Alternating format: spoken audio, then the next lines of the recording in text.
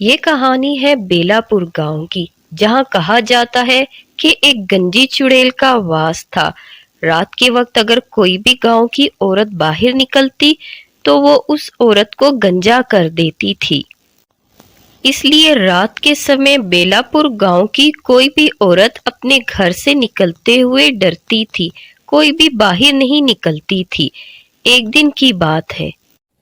अरे नंदनी, मेरा चटनी खाने का बड़ा मन कर रहा है। जाओ ना, साथ वाली आंटी से पुदीना ले आओ तो हम चटनी बना लें। जाओ, तुम ऐसे ही डरती हो, कुछ नहीं होता। जाओ, कोई चुड़ैल नहीं है। जाओ ना, जाके ले आओ। नंदिनी अपने पति को बहुत मना करती है कि उसने बाहर नहीं जाना। अगर वो बाहर गई तो चुड़ैल उसको भी गंजा कर देगी। लेकिन उसका पति उसकी एक नहीं सुनता और उसको बाहर भेजने के लिए कहता है बार बार। लेकिन नंदिनी मजबूर होकर जैसे ही बाहर जाती है तो उसको बहुत डर लगता है। वो यही सोचती है कि अब क्या करे। वो यही सोचती सोचती डरती है और वहीं खड़ी रहती है। वहीं खड़ी होती है तो थोड़ी देर में क्या देखती है कि चुड़ैल उसके सामने आ गई है। हा हा हा हा हा, मेरा एक और शिकार मिल गया। अब तुम्हें भी गंजा कर दूंगी। हा हा हा। नंदिनी चुड़ैल की बातें सुनकर बहुत ज्यादा घबरा जाती है, क्योंकि वो पहले ही डर रही थी। तो चुड़ैल एकदम से उसके सामने आ गई, जिससे वो और घबरा गई। चुड़ैल उसकी कोई बात नहीं सुनती और थोड़ी ही देर में चुड़ैल अपने मंत्र से उसको भी गंजा कर देती है। हा हा हा हा हा, हो गई ना गंजी। अरे वाह, मैं गंजी हूँ तो इस गांव की कोई भी औरत बालों वाली नहीं होगी। हा हा हा हा हा, मैंने तुम्हें भी गंजा कर दिया। हा हा हा हा हा। वो चुड़ैल नंदिनी को भी गंजा कर देती है। नंदिनी रोते हुए घर आती है, जिसे देखकर उसका पति घबरा जाता है और अब वो सोचता है कि उसने गलती कर दी नंदिनी को बाहर भेजकर। नंदिनी बहुत रोती है। अरे देख लिया ना आपने, देखिए मेरा क्या हाल हो गया है। आपका बहुत मन था ना मुझको इस वक्त बाहर भेजने का।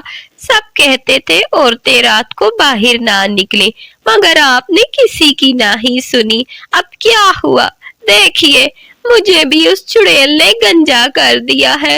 हाय, अब मेरा क्या होगा। अब तो सब मेरा मजाक उड़ाएंगे। आपका क्या गया है। हाय, मैं क्या करूंगी, अब मैं तो गंजी हो गई। सुबह नंदिनी गांव के सरपंच के पास जाती है और उनको सारी समस्या के बारे में बताती है। गांव के बाकी लोग भी वहां जमा होते हैं। वो भी सरपंच जी को बताते हैं कि ये मसला क्या है, इसका कोई हल निकालें। सब आपस में बात तो करते हैं, लेकिन मसले का कोई हल कभी नहीं निकल पाता कि क्या किया जाए।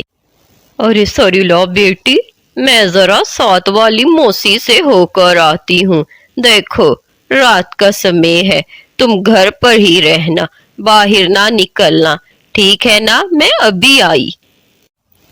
सरीला की माँ इस वक्त घर से चली जाती है। रात का समय होता है। सरीला को बहुत ज्यादा डर लग रहा था। वो बहुत ज्यादा घबराई हुई थी कि कहीं गंजी चुड़ैल ना आ जाए। सरीला बेटी, जरा बाहर तो आना, इधर आओ, बात सुन जाओ। सरीला को उसकी माँ जी की आवाज बाहर से आती है। वो सोचती है कि माँ जी उसे बाहर क्यों बुलाती है। वो डरती तो है, लेकिन माँ की आवाज सुनकर बाहर जाती है तो देखती है कि गंजी चुड़ैल सामने खड़ी है। गंजी चुड़ैल उसकी माँ की आवाज में उसको आवाजें दे रही थी और उसे बुला लेती है। फिर क्या हुआ, गंजी चुड़ैल ने सरीला को भी गंजा कर ही दिया। मैं तो तुम्हारी माँ जी की आवाज में तुम्हें बुला रही थी। अरे पगली, तुम्हें पता नहीं है रात का समय है। इस वक्त तो सिर्फ मैं ही बाहर होती हूँ। हा हा हा हा हा। चलो मेरा काम तो हो गया। हो गई ना एक और लड़की गंजी। मैं सबको गंजा करूंगी। हा हा हा। इसी तरह देखते ही देखते गांव की और लड़कियां भी आहिस्ता आहिस्ता गंजी होती जा रही थी, मगर मसले का कोई हल नहीं निकल रहा था। किसी को कुछ समझ नहीं आ रही थी कि गंजी चुड़ैल की इन हरकतों पर कैसे काबू पाया जाए, कैसे उसे रोका जाए।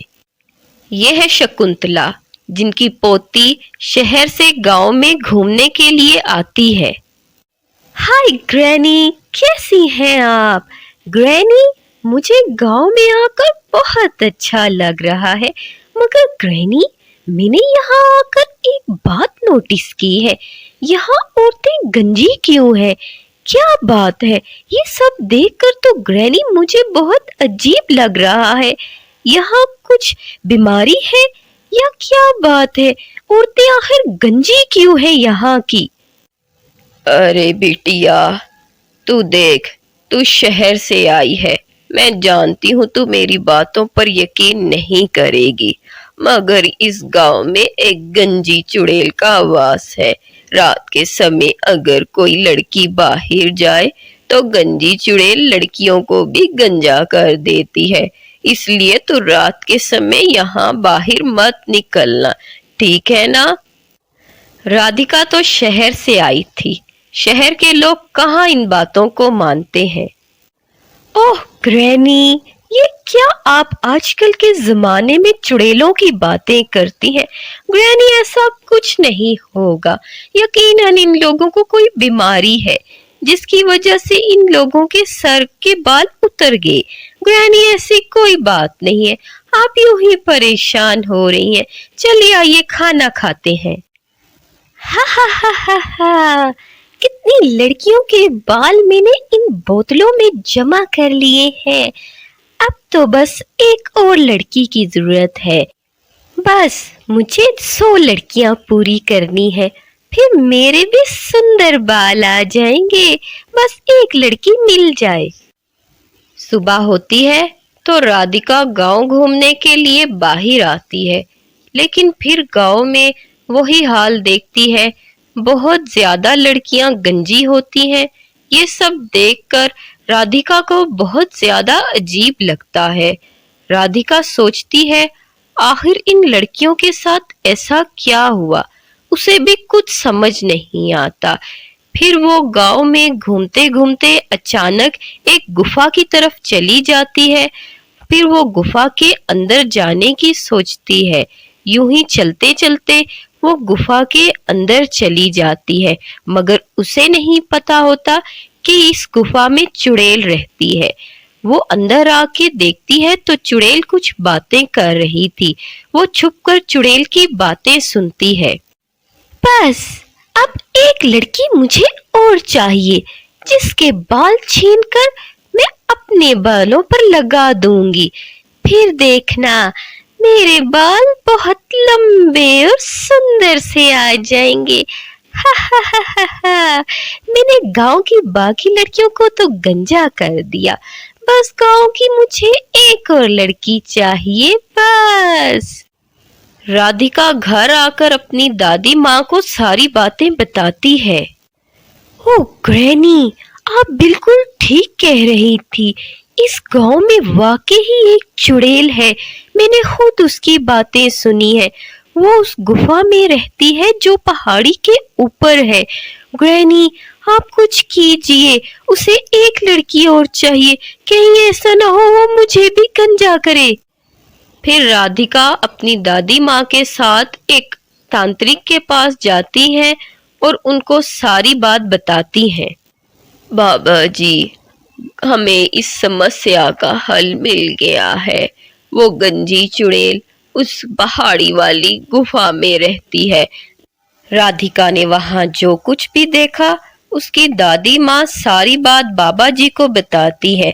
अब तो उनको ये बात पता चल गई थी कि गंजी चुड़ैल कहाँ रहती है, और उसने गांव की सभी औरतों के बाल उसी गुफा में एक कुछ बोतलों में छुपा कर रखे हैं। बाबा जी फिर उनको बताते हैं कि किस तरह उन्होंने चुड़ैल को मारना है। बाबा जी उनको अपनी सारी तरकीब समझा देते हैं। अरे वाह! रात के समय में तो गांव कितना सुंदर लगता है। ग्रैनी यूं ही घबराती हैं, मुझे बाहर नहीं जाने देती। आज अच्छा हुआ घर में ग्रैनी नहीं है तो मैं बाहर आ गई। राधिका बाहर आ जाती है रात के समय, लेकिन थोड़ी देर में गंजी चुड़ैल उसके भी सामने आ जाती है। मेरा आखिरी शिकार मुझे आखिर मिल ही गया। अब तो मेरी 100 लड़कियां पूरी हो जाएंगी। मैं तुम्हारे भी बाल लेकर तुम्हें गंजा कर दूंगी। फिर मेरे बहुत सुंदर सुंदर लंबे घने बाल आ जाएंगे।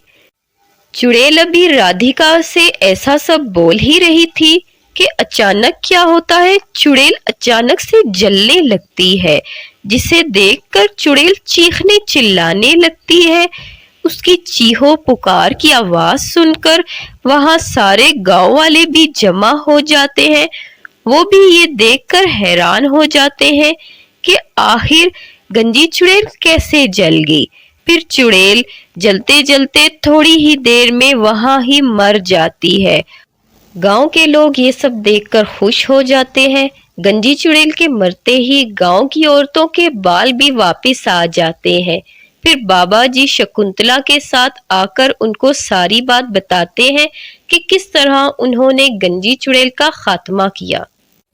गांव वालों, गंजी चुड़ैल ने सभी औरतों के बाल बोतलों में जमा करके रखे थे। मैंने वो सारी बोतलें तोड़कर उनमें से बाल जला दिए हैं, जिससे सारी औरतों के बाल भी वापस आ गए हैं और गंजी चुड़ैल भी मर गई है। अब आप खुश रहिए।